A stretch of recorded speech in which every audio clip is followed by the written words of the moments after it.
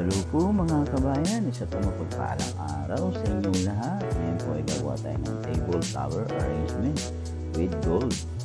Ngayon po ay maglalagay tayo ng stone white. Didikit lang po natin ang stone white sa floral foam. Kasama po ng ating gold blocks. Tapos po yan, pagkatapos po natin lagyan ng stone ang floral foam.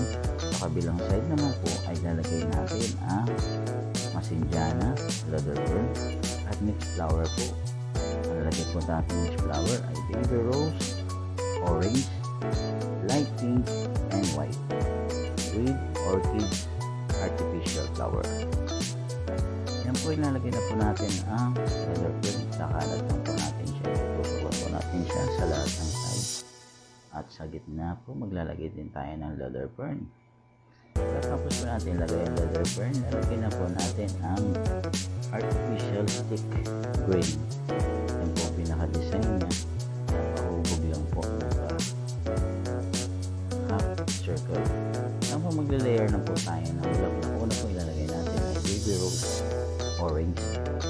Tapos po natin ay ilalagay na po natin na baby rose light pink. Tapos po natin lagay ng baby rose light pink. Ilalagay na po natin ang orchid artificial light pink din po siya na may pagka light orange. Tapos alternate po ang lagay natin, scattered lang po natin ng baby rose orange, light pink, and white.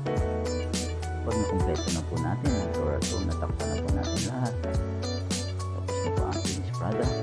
Lalagyan po natin ang kabilang side may stone white. Lalagyan po natin ang konting bulaklak para po magmukhang elegante. At ang stick green na artificial, ilalagyan din po natin ng orchids artificial. Naka-design din po yun sa gitna. Yan po, malapit na po matapos ang ating gawa. I hope na gusto niyo po ang aking gawa. At follow na rin po ako sa Facebook at YouTube account. Huwag niyo po kalimutan mag-like and share at mag-comment kung